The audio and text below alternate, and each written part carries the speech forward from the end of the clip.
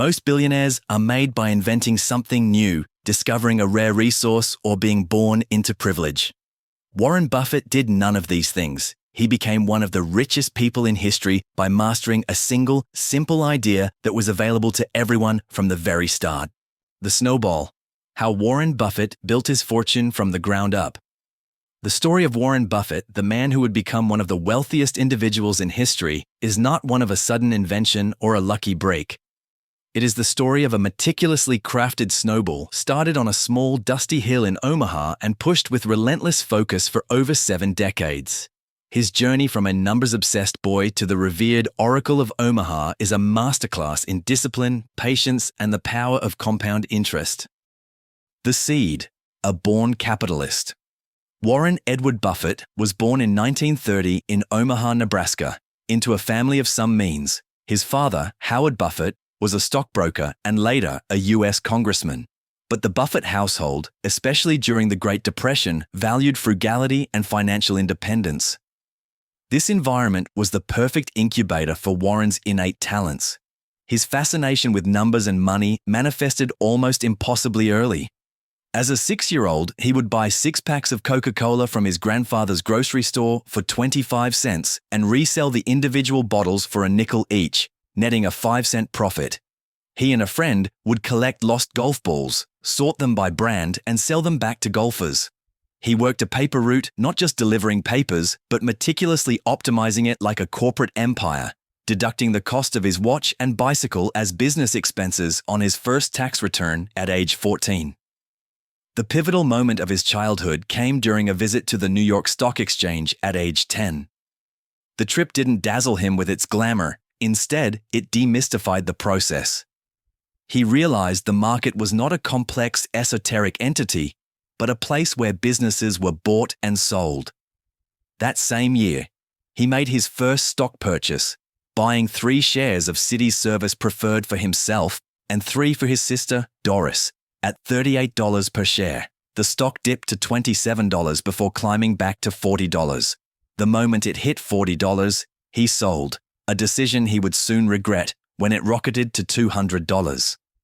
This early lesson taught him the importance of patience and holding on to good companies for the long term. The apprentice, honing the craft. By his teens, Buffett was already a successful small businessman. He had expanded his paper routes, started a pinball machine business with a friend, and purchased 40 acres of farmland worked by a tenant farmer. He entered the University of Pennsylvania's Wharton School but found it lacking, eventually graduating from the University of Nebraska. It was during this time he discovered a book that would become his investment Bible, Benjamin Graham's The Intelligent Investor.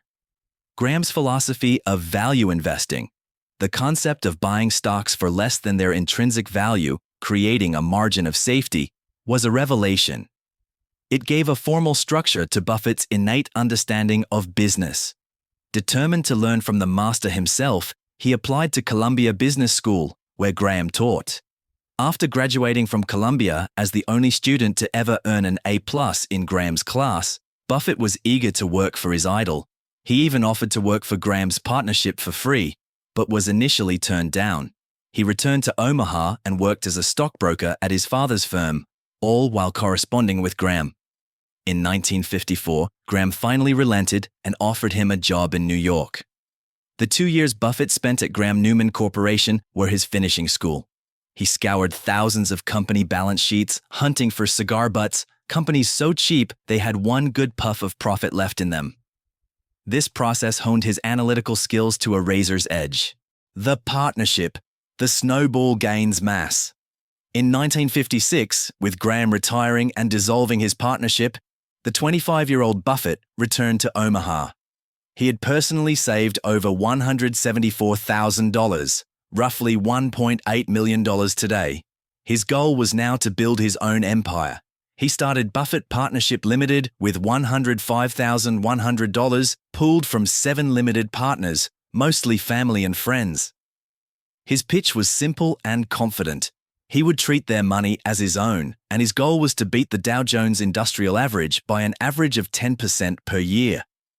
He operated out of a small Spartan office, and his strategies were a blend of Graham's cigar butt approach and what he called generals, undervalued companies he was willing to hold for longer. The results were spectacular. From 1956 to 1969, the partnership never had a down year, crushing the market annually.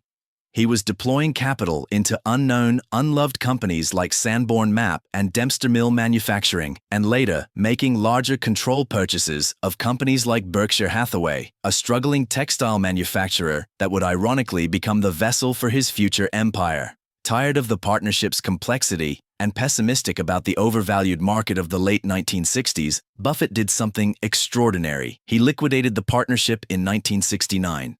He told his partners he couldn't find any good investments and returned their money. Those who stayed with him were offered shares in Berkshire Hathaway. Berkshire Hathaway, the engine of an empire. This was the true beginning of the modern Buffett legend. With Berkshire Hathaway as his holding company, he began a pivot that would define his career. Influenced by his business partner and friend, Charlie Munger, he moved away from buying merely cheap companies toward buying wonderful companies at a fair price. He began using the massive cash flows generated by Berkshire's core businesses, initially from insurance companies like GEICO, which he bought into heavily, to purchase entire companies or significant stakes in exceptional businesses with strong moats, durable competitive advantages. His investments became case studies. See's Candies, 1972. Purchased for $25 million, it has since generated over $2 billion in pre-tax earnings, all of which could be reinvested elsewhere. The Washington Post, 1973. A bet on a high-quality, misunderstood business during a market downturn. Coca-Cola, 1988. A $1.3 billion investment that understood the power of a global brand. It's now worth over $20 billion. He wasn't a stock trader, he was a business owner. He bought pieces of companies through stock or the whole company itself, and then he held forever. This long-term orientation, combined with the magic of compound interest, allowed the snowball to grow to immense proportions. A $10,000 investment in Berkshire Hathaway in 1965 would be worth hundreds of millions today.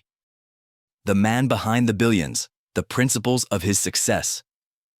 Warren Buffett's wealth wasn't built on complex algorithms or inside information. It was built on a few timeless principles, many of which he learned as a boy. The power of compound interest. He calls it the eighth wonder of the world. His entire life has been about starting early and letting his money work for him. Frugality and reinvestment. Despite his wealth, he famously lives in the same house he bought in 1958 for $31,500. His frugality isn't about being cheap, it's about preserving capital to be deployed into productive assets. A margin of safety, never overpay, always buy a dollar of value for 50 cents. This principle, from Ben Graham, is the bedrock of his risk management. Economic moats. Invest in businesses with unassailable competitive advantages, strong brands, proprietary technology, low-cost production that protect them from competitors. Rationality over emotion. Be fearful when others are greedy and greedy when others are fearful. His greatest coups were made during times of market panic, when he had the courage and cash to buy. Warren Buffett's story is the ultimate proof that profound wealth is not about get-rich-quick schemes. It is the result of a lifelong obsession, cultivated in childhood, refined through mentorship, and executed with unwavering discipline. He started with a few bottles of Coke and a paper route, and through the relentless pushing of his financial snowball, he built an empire. If you buy things for far below what they're worth, and you buy a group of them, you basically don't lose money. Warren, what do you consider the most important quality for an investment manager? It's a temperamental quality, not an intellectual quality. You don't need tons of IQ in this business. I mean, you have to have enough IQ to get from here to downtown Omaha, but you do not have to be able to play three-dimensional chess or be in the top leagues in terms of bridge playing or something of the sort. You need a stable personality. You need a temperament that neither derives great pleasure from being with the crowd or against the crowd. Because this is not a business where you take polls, it's a business where you think. And Ben Graham would say that you're not right or wrong because 1,000 people agree with you. And you're not right or wrong because 1,000 people disagree with you. You're right because your facts and your reasoning are right. Warren, what do you do that's different than 90% of the money managers who are in the market? Certainly most of the professional investors focus on what the stock is likely to do in the next year or two, and they have all kinds of arcane